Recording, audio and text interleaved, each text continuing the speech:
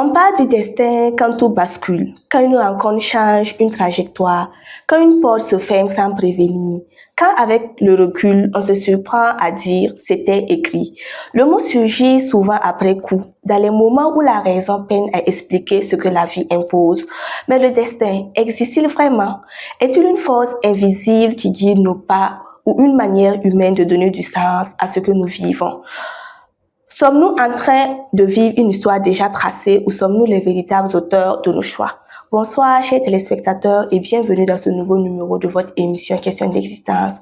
Ce soir, nous parlons du destin et pour ce faire, nous recevons un enseignant de philosophie, Monsieur Meda Yamyoro.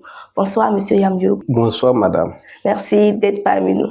Merci de m'avoir invité. Alors, Monsieur Yamyoro, tout d'abord, on va essayer de comprendre ce mot qu'est le destin. Est-ce que vous pouvez nous définir philosophiquement parlant ce que veut dire le destin? Il faut dire que le destin vient du latin. C'est un mot qui est formé du latin, destinare, qui veut dire fixer ou bien assujettir. À partir de là, on peut définir le destin comme l'idée selon laquelle l'ordre du monde et la suite des événements sont préétablis par une instance supérieure à l'homme, c'est-à-dire Dieu, ou bien le cosmos, ou bien l'univers, et même les lois physiques. Quand on prend la définition du destin, c'est un peu plus complexe, parce que ça engendre beaucoup de problèmes dans la vie de l'homme.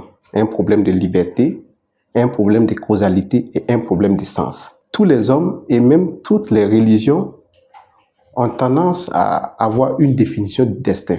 Mais est-ce que le destin est une force extérieure qui nous dépasse ou une construction humaine face à l'incertitude de la vie? Il faut dire que dans un premier temps, on peut dire que c'est une force qui nous dépasse. Pourquoi? Parce que nous ne contrôlons pas tout dans le monde. Nous sommes des hommes et des fois nous sommes dans l'obligation de suivre les événements tels qu'ils sont. Donc, on peut dire que c'est quelque chose qui nous dépasse. Quand on prend l'idée de la mort, par exemple, quand on prend les événements qui surgissent dans notre vie, comme les maladies, les inondations, etc., c'est des choses que l'homme n'arrive pas à contrôler. À partir de ce moment-là, on peut dire que c'est quelque chose qui nous dépasse. Mais c'est quelque chose que nous créons face à l'insupportable. Lorsque nous prenons la vie, face aux échecs de la vie, nous n'avons pas de réconfort que de nous cacher derrière une idée de l'existence d'un destin donné. C'est-à-dire, devant la faiblesse, nous créons l'idée d'un destin, quelque chose qui est là et qui a forgé ce que nous subissons actuellement là. Et je prends un exemple, une personne qui se lève le matin, qui d'habitude n'est pas pressé, mais un jour il se lève, il est plus pressé que les autres et on lui dit d'attendre, prendre ton petit déjeuner. Non, la personne refuse, mais est pressée pour rien et la personne part faire un accident et décède sur le champ. C'est le destin. Et il faut dire que le destin est vu sur deux angles. Il y a le destin comme nécessité, ça veut dire ce qui doit arriver. Ce qui doit arriver, ça c'est la nécessité. Donc, si on va se camper sur cette idée-là, on dira que le destin ici, on dira que la personne n'a pas échappé à ce qui devait lui arriver. Mais avec le déterminisme de Laplace, Simon-Pierre de Laplace, qui dit que tous les événements qui arrivent dans la vie sont en réalité le résultat de multiples causes. Et Spinoza même a ajouté que ces causes, ces multiples causes, engendre en réalité des effets. Donc, le fait qu'il a refusé de prendre son petit déjeuner, tout ça, peut-être qu'il prenait une petite minute pour prendre son petit déjeuner, pouvait échapper à l'accident.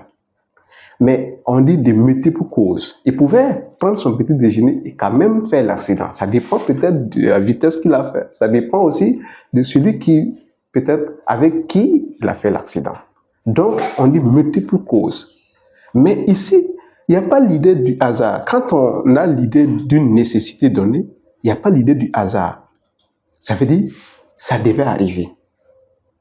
Quand aussi on a l'idée du déterminisme, c'est-à-dire des multiples causes, c'est-à-dire quelle que soit la situation, peut-être que ça va arriver. Même si il refusait même carrément de prendre son petit déjeuner, ou bien s'il acceptait de prendre son petit déjeuner, de rester peut-être 2 heures après, il peut faire l'accident. Parce que c'était dans son destin, c'était écrit. C'était pas peut-être écrit, mais les petites causes que nous ne voyons pas ont engendré peut-être l'accident, l'accélération, peut-être l'inattention, tout ça. Mais quand on va prendre la nécessité, cela veut dire qu'il ne pouvait pas échapper. Même s'il reportait son voyage, il allait faire quand même un accident. Et qu'est-ce qui prouve cela? Peut-être qu'il n'allait pas le faire. Oui, sauf que, comme je l'ai dit, face à la faiblesse de l'homme, on va se cacher derrière un destin. L'idée que la personne a eu un accident fortuit, sans peut-être une cause majeure, est inacceptable. Il faut qu'on crée l'idée d'un destin pour avoir du réconfort. On va dire, oui, c'était prévu que tu allais faire cet accident bien avant ta naissance. Dieu même l'avait écrit. Il n'y a pas de souci. Mais souvent, on a l'impression que certains événements sont inévitables.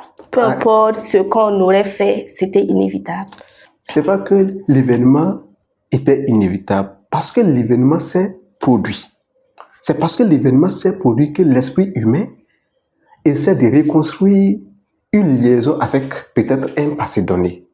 Si, par exemple, l'événement n'était pas produit, on n'avait pas à avoir une idée de peut-être l'événement et on ne pouvait pas échapper. C'est parce que l'événement s'est produit que nous avons eu une construction ou bien une reconstruction de l'événement par rapport à un passé donné.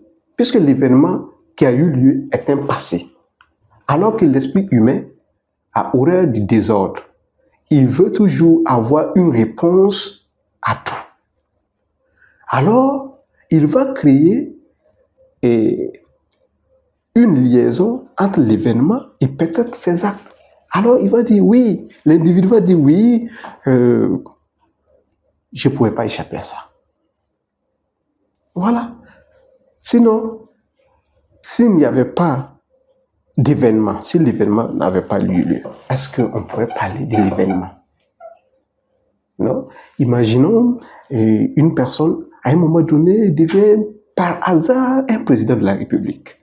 On va dire, oui, il était destiné à être président, mais on oublie qu'il a posé des actes peut-être à la base qu'on n'a pas vu, qu'on n'a pas su. On ne pourrait pas dire que l'individu était prédestiné ou destiné à gouverner. Donc, si j'ai bien compris, vous voulez dire que le destin sert à expliquer ce que nous ne contrôlons pas. Oui. Ou ce que nous ne pouvons pas expliquer. Tout ce que nous ne pouvons pas expliquer. Maintenant, on va parler de la relation qu'il y a entre la liberté et le destin. Est-ce qu'on peut se dire libre tout en croyant au destin? Oui. Bon, au début, j'avais dit que l'idée du destin engendre un problème de liberté. Ça veut dire que, dans un premier temps, on peut dire que l'idée de destin nous empêche d'être libres. Pourquoi? Si tout a été écrit, parce que quand on prend le destin, au sens simple, c'est comme une voie déjà tranchée où nous devons suivre. Il n'y a pas possibilité de faire des détours. Nous devons emprunter cette voie-là jusqu'à la destination. C'est pourquoi l'étymologie même définit le destin comme ce qui est fixe. Fixe, on ne peut pas changer. Donc, la question de la liberté avec le destin est quelque chose de complexe. Lorsque nous croyons à l'idée d'un destin donné, nous ne sommes pas libres parce que tout ce que nous faisons est déjà prévu depuis même avant notre existence. Donc, autant mieux s'asseoir et puis laisser notre vie se dérouler. Ça veut dire que là, l'histoire, les grands hommes ne sont que des marionnettes de tout ce qui a été déjà préétabli. Ils ne font que suivre. C'est comme le plan d'une maison. Quand on veut construire une maison, on fait un plan. Le bâtisseur ne va pas construire la maison au-delà du plan. Et même les imprévus sont inclus dans le plan. Donc, tout ce que nous faisons, nous ne faisons qu'accomplir ce qui a été écrit. Nous ne faisons que suivre ça. C'est comme un scénario écrit par un réalisateur, par exemple. D'accord. Et aussi, peut-être que si on s'en tient à cette idée de destin, les efforts qu'on fournit, imaginons que quelqu'un a un destin où rien ne va dans sa vie et rien n'ira jamais jusqu'à sa mort. Et malgré ça, la personne fait des efforts. Donc, ça veut dire que c'est déjà écrit, mais c'est comme si la personne forçait. Oui, et même quand on va prendre l'idée du destin, même du fait que la personne force est déjà prévu. Comme je l'ai dit, c'est comme un plan. Les imprévus, tout ça, ça a été écrit que la personne à un moment donné va vouloir forcer, vouloir passer par là. Et alors que, je vais dire quoi, la personne ne fait que suivre tout ce qui est prévu. Même si la personne décide de se donner la mort parce que tout va mal dans sa vie, c'est déjà écrit. Comme je l'ai dit, c'est complexe parce que il y a aussi une liberté dans l'acceptation de l'idée du destin. Avec les stoïciens qui disent que pour être heureux dans la vie, nous devons accepter ce qui arrive dans notre vie. Sinon, nous serons toujours malheureux. Et effectivement, comme le dit Henri Bergson, on a tort de dire chercher le naturel, il revient au galop. Le naturel ne se laisse pas chasser facilement. Il est toujours là. Même si on veut changer le cours des événements, des fois on est rattrapé par ces mêmes événements-là à l'avenir. Mais est-ce qu'il y a un lien entre le destin et Dieu? Parce qu'on a tendance à dire, si telle personne réussit, telle personne a fait ci, on dit, c'est Dieu qui l'a voulu. C'est la volonté de Dieu. Comme je l'ai dit, c'est une manière de se ranger derrière souvent notre incapacité. Des fois, les hommes, les humains, ne croient pas qu'un individu, une personne, peut-être d'une classe basse, peut réussir à quelque chose. Alors ils diront, oui, c'est Dieu qui l'a aidé. Mais on oublie les efforts que la personne a fait. Et même ces efforts, si on va s'en tenir au destin, ce sont des plans de Dieu. Est-ce qu'on se comprend? Oui. Mais est-ce que dans ce cas, c'est un peu ambigu, hein? Et le destin, la chance, Dieu. La chance, c'est comme le hasard. Ça veut dire, parce que dans l'idée du destin, j'ai dit, il y a la nécessité et il y a le déterminisme. Le déterminisme, là, c'est l'ensemble des petites causes qui engendrent des effets. Ça veut dire, si je veux devenir un grand homme, voilà, et il y a des gestes que je dois faire. Et ça va créer quelque chose en moi et qui va me pousser à être grand. Maintenant, le hasard, c'était pas prévu. C'est ce qu'on appelle l'accident de la vie. C'était pas prévu. C'était pas dans le programme même de Dieu. Et voilà, quelque chose surgit de nulle part. Mais si l'idée du destin, le destin n'existait pas, parce que souvent on voit dans la vie active des gens qui se donnent corps et âme sous le soleil et tout, ils se battent tellement, mais rien ne va, rien ne s'améliore. Pendant ce temps, d'autres s'en fournissent beaucoup d'efforts. Voilà, Ali va faire de grandes choses. Dans ce cas-là, est-ce qu'il n'y a pas un petit quelque chose du destin? Quelqu'un qui ne fournit pas d'efforts et qui réussit. Pas qui ne fournit pas autant d'efforts que l'autre. Il faut, comme je l'ai dit, tout répond à des choses qui sont déjà établies. Pas que c'est une chose qui a été déjà formée depuis même la création de l'univers. Il faut dire que la personne qui fournit d'efforts, peut-être n'a pas hérité grand-chose dans sa famille. Pourtant, il y a des gens qui ne fournissent pas d'efforts. Effectivement, ils ne fournissent pas d'efforts parce que bien avant qu'ils arrivent, tout était déjà là.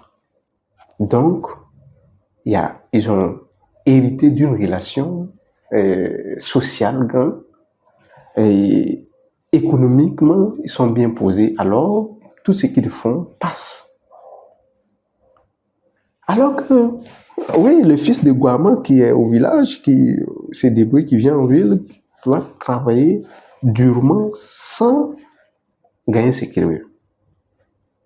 Donc, toujours cause à effet. Il n'y a pas le hasard dans le monde. Si on va s'en tenir à l'idée de Spinoza, de Jean de Laplace, Jean de Laplace même, c'est pas Jean de Laplace, Simon-Pierre de Laplace dit que si un démon maîtrisait les petites causes, les multiples causes de l'univers, il pourrait prédire l'avenir de cet univers-là. C'est parce que nous ne maîtrisons pas les petites causes que nous n'avons pas l'idée des effets que ces causes peuvent engendrer dans notre vie. Alors, nous laissons place souvent au hasard. Vous avez parlé tantôt de Spinoza. Et pour Spinoza, nos choix sont déterminés par des causes que nous ignorons. Est-ce que cela remet en cause notre responsabilité? Cela remet en cause notre responsabilité? Non. Cela même renforce notre responsabilité en ce sens que nous devons prendre toutes les dispositions et les prédispositions pour que notre vie soit saine, pour que notre vie soit ce que nous voulons. Ce n'est pas une fuite de responsabilité. Si on s'en tient à l'idée d'un destin, d'une nécessité, ce qui arrive doit arriver, alors nous ne sommes pas responsables des actes que nous causons. Et même, ça passe jusqu'au-delà de la vie. Lorsque on s'en tient à l'idée que ce qui arrive devait arriver ou doit arriver, ou ce qui doit arriver arrivera forcément, alors ça veut dire que tous les gestes que je pose sur la terre, tous les actes que je pose, je ne suis pas responsable. Je ne suis pas responsable de ces actes-là. Ce n'est que le plan de Dieu ou le plan de l'univers.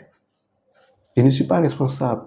Le catholicisme a introduit l'idée du libre arbitre dans la vie de l'homme. C'est-à-dire que Dieu a créé l'homme et l'a mis dans le monde. Maintenant, lui a donné la liberté d'agir selon sa conscience, sans s'en tenir à l'idée d'un destin. Donc, tout ce que je fais, je suis responsable de tous les actes que je pose sur la terre. Mais si on va s'en tenir à l'idée du calvinisme, qui est aussi une branche du protestantisme, qui dit que tout est une question de volonté divine. C'est-à-dire, si je suis méchant, je ne suis pas responsable. Normalement, si on va s'en tenir à cette religion-là, je ne dois pas aller en enfer si je fais le mal. Parce que c'était déjà prévu que moi, je vais commettre tel crime, tel acte. Ah, ça c'est vrai. Voilà. Donc, l'idée de l'enfer qui existe disparaît automatiquement. Si on va s'en tenir à cette même religion, tout ce que je fais comme bien, normalement, je ne dois pas aller aussi au paradis. Parce que je ne suis pas responsable de la bonté des jolis gestes que je pose sur la terre. Non, je ne fais que suivre la voie d'une grande instance qui est Dieu. Mais sans tomber dans le fatalisme, est-ce qu'on ne peut pas admettre que certaines étapes de la vie soient prévues? Certaines. Oui, il faut dire que quand on prend même la biologie et la sociologie, ils établissent un lien entre souvent nos actes et nos appartenances sociales. Vous n'allez pas me dire que dans une famille de voleurs, il y aura un enfant qui ne sera jamais voleur. Ça peut exister, mais très rarement. Ça veut dire que si on a une famille de voleurs, automatiquement, ils vont former une descendance de voleurs. c'est sociologique, je ne l'ai pas inventé. Ça veut dire que tout est prévu. Si on a une famille de criminels, automatiquement, la descendance, parce qu'ils vont donner à l'enfant ce qu'ils ont reçu comme éducation. Alors, l'enfant aussi va hériter ça. Tout est prévu. Comme vous l'avez dit, le fatalisme. Le fatalisme qui est un peu différent du destin parce que le fatalisme est radical. C'est un destin radical, on ne peut pas changer, on ne peut rien changer. L'idée de la mort ou bien l'existence de la mort, on ne peut pas changer. Donc, on peut dire que c'est un peu l'idée de la mort qui est réelle, on peut prendre ça comme le destin, quoi. Sinon, les autres choses, c'est... Non, l'idée de la mort même, c'est plus le fatalisme. Ah bon? C'est tellement fatal, on ne peut pas changer. Mais c'est notre destin à nous tous. Oui, le destin commun de tous les hommes. Encore un exemple, une personne qui, on va dire un jeune dont rien ne va dans sa vie, qui tombe par hasard sur un porte-monnaie d'un riche, un milliardaire, qui prend et qui appelle. Il prend le sac, il voit beaucoup d'argent, mais il appelle quand même pour dire, et il remet le porte-monnaie avec tout le contenu. Oui. Et le milliardaire le remercie et en même temps l'embauche, je ne sais pas, et il devient riche lui aussi. C'est le destin. Le destin, oui, c'est peut être le destin. Mais quand on dit le destin... Parce que n'importe qui aurait pu tomber sur le porte-monnaie. Oui. Pourquoi c'est tombé sur lui? Est-ce que c'est pas une réponse de l'univers à sa pauvreté? Vous voulez dire que tout a été déjà écrit qu'il allait voir le portefeuille? Voilà, qu'il allait prendre 10 ans peut-être de sa vie, être pauvre, après il allait tomber sur un porte-monnaie d'un riche, et puis voilà, ça va changer ça. Oui, bien sûr, on peut dire ça. Comme je l'ai dit, Nietzsche dit que quand on dit deviens ce que tu es, ça veut dire qu'en nous avons de la potentialité. Nietzsche dit que le destin existe, mais c'est à l'intérieur de nous. Le jeune homme, s'il n'avait pas fait le déplacement, peut-être n'allait jamais voir le portefeuille. S'il n'avait pas fait le déplacement. S'il n'avait pas rendu l'objet, n'allait pas peut-être être riche. Donc, série de causes. Nietzsche dit, le destin est en nous. Et ce destin-là, c'est une potentialité. Ce que nous sommes capables de faire dans la vie. Vous allez voir quelqu'un qui surpasse les autres. Vous allez dire, oui, il a été créé intelligent. Il a été créé fort, endurant. Mais on oublie qu'à l'intérieur de lui, il y a une motivation qui crée la force pour lui et qui le pousse à aller de l'avant. Si je décide d'être criminel ou bien si je vole et qu'on me connaît, je vais dire, mais c'était pas de ma faute. C'était prévu que j'allais voler. C'est Dieu qui m'a créé et qui a fait que je sois un voleur. Donc, on devient irresponsable en se cachant l'idée d'un être supérieur qui a tout organisé dans la vie. Alors que non, nous sommes responsables de ce que nous faisons. Et de ce que nous devenons. Oui, et Jean-Paul Sartre même l'a dit, l'homme se crée lui-même, il se crée dans la vie, il se fait une place dans la vie. Qu'est-ce qu'on retient finalement? Tout est écrit, point d'interrogation. Tout n'est pas écrit, mais l'existence d'une telle idée nous aide à nous réconforter face à notre incapacité dans la vie. L'esclave est obligé de dire oui, Dieu le voulait pour trouver une paix intérieure. Le pauvre est obligé de dire oui, c'était prévu que ce soit pauvre, sinon il va toujours avoir des problèmes intérieurs.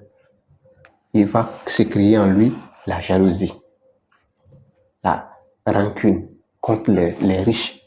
Alors, l'idée du destin est là pour lui soulager. Pour dire, oui, tu es pauvre, oui, tu es pauvre. Mais c'est Dieu qui l'a décidé. C'était écrit. D'accord. Merci beaucoup, Monsieur Yamuego, Je vous en prie. pour tous ces éclaircissements. Je vous en prie. On a bien sûr appris comme d'habitude et on espère vous revoir une autre fois encore sur notre plateau. Je vous remercie pour la considération et je remercie tout l'ensemble de votre équipe parce que c'est un grand travail que vous faites ici. Donc, on espère toujours être là pour vous accompagner. Merci beaucoup. Merci. Peut-être que le destin n'est ni un scénario écrit d'avance, ni une simple illusion. Peut-être est-il ce point de rencontre entre ce que la vie nous impose et ce que nous choisissons d'en faire. Dans question d'existence, il ne s'agit pas de dire si le destin existe ou non, mais de comprendre comment nous vivons avec cette idée. Car au fond, se poser la question du destin, c'est déjà refuser de vivre mécaniquement. C'est chercher encore et toujours à habiter pleinement sa propre histoire. Merci d'avoir partagé ce temps de réflexion avec nous et à très bientôt pour une nouvelle question d'existence. Bye bye.